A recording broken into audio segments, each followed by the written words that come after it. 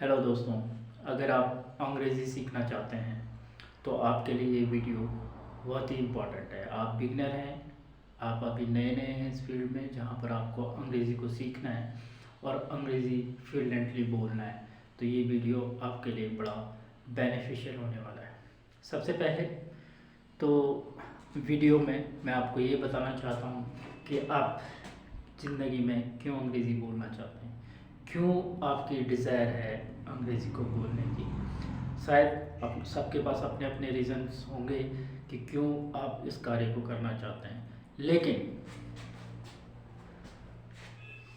Desire आपकी fire में, और I should say burning fire में जब तक कन्वर्ट नहीं होगी तो तब तक आप स्पोकन इंग्लिश को सीरियसली नहीं लेंगे।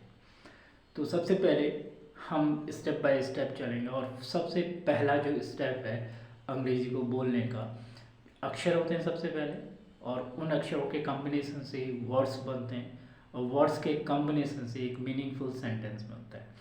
सेंटेंस से ही हम शुरुआत करते हैं अंग्रेज़ी को बोलने का। तो सबसे पहले सेंटेंस फॉर्मेशन को हमको बड़ी बारीकी से समझना होगा और बहुत आसान है। किसी भी वाक्य को जब हम लिखते हैं तो उसको हम सब्जेक्ट, वर्ब और ऑब्जेक्ट के फॉर्म में लिखते हैं, और जब हमें सब्जेक्ट मिल जाता है तो हम वर्ब का प्रयोग करते हैं, और वर्ब हमें क्रिया के बारे में बताते हैं कि इस सब्जेक्ट के द्वारा कौन सा कर्म संपादित हो रहा है। तो सबसे इम्पोर्टेंट हमारे पास यहाँ पर वर्ब्स हैं। वर्ब्स को जानने के लिए हमको सेंटेंस के बाद टेंस की जानकारी बहुत ज़रूरी है। अगर आप इंग्लिश सीखना चाहते हैं तो tense should be your breakfast, and thereafter in the tenses we will have helping verb and main verb, and by the help of helping verb and main verb we will be able to frame sentences. Whichever work will be done by the subject, and that verb will inform us about that work, and that work will be in the form of object or object complement. By this we will be able to speak English fluently. Friends, अगर हम देखें तो सबसे पहले हमारे पास subject जो verb का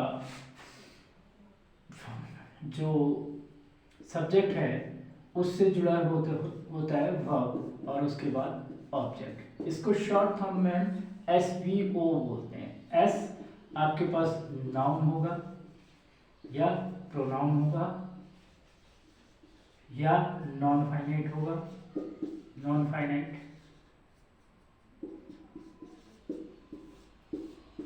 ये आपका सब्जेक्ट बनेगा। उसके बाद हमारी जो वर्ब होगी, अगर हम टेंसेस को यूज कर रहे हैं, उस वाक्य में भाव काल का आ रहा है, और 3 प्रकार के हमारे पास टेंस होते हैं, जिसके अगर हिंदी के वाक्य में ह शब्द आए तो वो प्रेजेंट टेंस कहलाता है, प्रेजेंट टेंस। और जिसके हिंदी के वाक्यों के अंत में था शब्द आए, ये पास्ट टेंस कहलाता है। और जो वाक्य गा गी गे से समाप्त होता है, ये फ्यूचर टेंस कहलाता है। तो ये टेंस, इन सभी टेंसेस के अपने हेल्पिंग वर्ब्स और मेन वर्ब्स होती हैं। अगर हेल्पिंग वर्ब्स को हम देखें तो ये डू फॉर्म्स होती हैं, बी फॉर्म्स होती हैं, हैव फॉर्म होती है, और बीन फॉर्म्स होती हैं।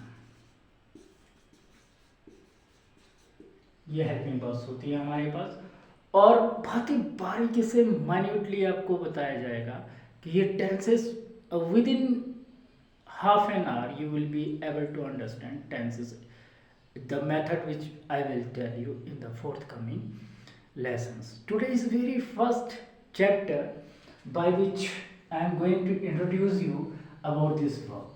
And this verb can be categorized into helping verb and main verb. And these tenses, present tense, past tense, and future tense, will be used with different kind of verbs. And if we go to the chart of the tenses, we will find there are do forms, there are be forms, there are have form, there are been forms. What are the do forms? Do, does, and did. Mostly these are indefinite. And be forms are is, am, are, was, were. Likewise, have form has, have, had, and been form has been, have been, or had been. So we will have a different sort of the what can I say, verbs over here in the form of helping verbs. And until we are not able to use these verbs with the subjects, there are two kinds of subject: singular subject and plural subject.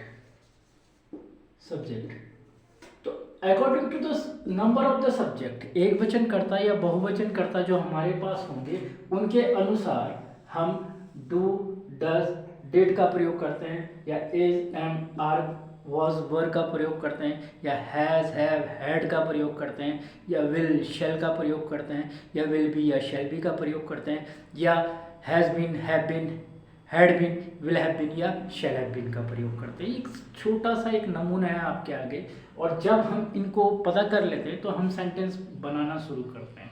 अगर हम इस do से किसी वाक्य को बनाएं तो इसका अर्थ होता है कि ये डू हम किसके साथ प्रयोग करते हैं। जनरली सिंपल प्रेजेंट टेंस का इंडेफिनिट जो टेंस होता है, प्रेजेंट टेंस का इंडेफिनिट, उसमें हम डू का प्रयोग करते हैं आई, वी, यू, दे तथा बहुवचन कर्ताओं के साथ। जैसे आप कहते हो I do not like to go cinema, तो डू आई के साथ आया। अब डज का प्रयोग सिंगुलर सब्जेक्ट के साथ करते हैं उसी टेंस में, सिंपल प्रेजेंट टेंस में। जैसे she does not like to sing a song, तो शी सिंगुलर है। डिड का प्रयोग हम पास्ट इंडेफिनिट के नेगेटिव और इंटरोगेटिव सेंटेंसेस में करते हैं, क्योंकि पास्ट इंडेफिनिट के अफर्मेटिव सेंटेंस में डिड का प्रयोग नहीं किया जाता है। ऐसे ही डू, डज का प्रयोग सिंपल प्रेजेंट टेंस या प्रेजेंट इंडेफिनिट टेंस के अफर्मेटिव सेंटेंसेस में नहीं किया जाता है। तो ये एक कुछ विधियां हैं जिसके माध्यम से हम हेल्पिंग वर्ब और मेन वर्ब से फैमिलियर होते हैं। जो जब टेंसेस आपको पूरा पढ़ाया जाएगा तो आप फैमिलियर हो जाएंगे, और फिर इन्हीं वर्ब्स को पकड़ के हम छोटे छोटे वाक्यों की शुरुआत करते हैं, बोलते हैं और लिखते हैं। और ऐसे ही अंग्रेजी को बोलना हमें शुरू करना है। जैसे हमने इज को पकड़ा, इज हेल्पिंग वर्ब है प्रेजेंट कॉन्टिन्यूअस टेंस की। अगर ये स्टेट या एग्जिस्टेंट बता रही है तो वो कहेगा ही इज अ स्टूडेंट। अगर ये कॉन्टिन्यूअस टेंस को बता रही है तो he is going to school. तो ये सिंपल टेक्निक, छोटी छोटी टेक्निक्स मैं आपको बताऊंगा आने वाली आप वीडियोस में। आप स्टे ट्यून रहे हैं मेरे साथ, और जैसा अपनी इस डिज़ायर को, जो अंग्रेजी को सीखने की डिज़ायर है, इस डिज़ायर को जब तक ये आपकी मात्र इच्छा रहेगी, ज्वलंत इच्छा नहीं बनेगी, तब तक आप अंग्रेजी को नहीं सीख सकते हो। और जब ये ज्वलंत इच्छा बन जाएगी तो ये टेंस चार्ट आपको, मुझे लग रहा है कि आधा घंटे में टेंस चार्ट मैं आपका क्लियर कर दूंगा each and every point.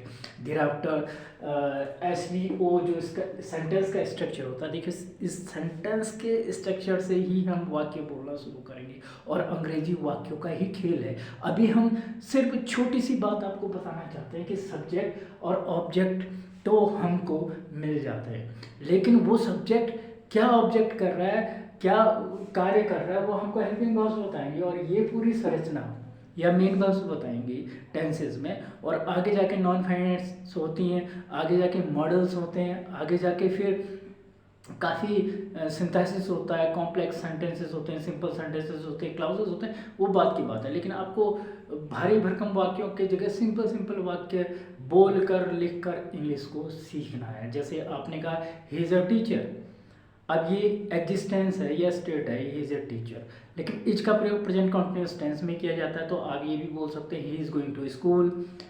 Okay, he was, अब ये तो प्रेजेंट की बात थी, ऐसे पास्ट में वॉज आता है जहाँ पर आप हिंदी के अंत में, हिंदी के वाक्यों के अंत में था थी थे जहाँ पर आते हैं वो पास्ट के बारे में बताते हैं। गा गी के जो आते हैं ये फ्यूचर के बारे में बताते हैं। जनरली जो हम बात करते हैं वो प्रेजेंट इंडेफिनिट टेंस में या पास्ट इंडेफिनिट टेंस में या पास्ट कंटिन्यूअस टेंस में करते हैं। तो इस प्रकार से इन चीज़ों में हम बात करते हैं, या फ्यूचर इंडेफिनिट टेंस में हम बात करते हैं। तो ये कुछ चंद टेंसेस हैं, इनकी बहुत शॉर्ट ट्रिक्स हैं जो आने वाले वीडियोस में आपको बताई जाएंगी। तो आप मेरे साथ रहिए, बने रहिए इस चैनल में, और अगर आपको चीज़ें अच्छी लगती हैं तो सब्सक्राइब कीजिए, लाइक कीजिए एंड शेयर कीजिए। Definitely you will be able to speak English fluently in near future by using these techniques given by me in these videos, and definitely with the burning desire you will be able to speak fluently and without any error. Thank you very much.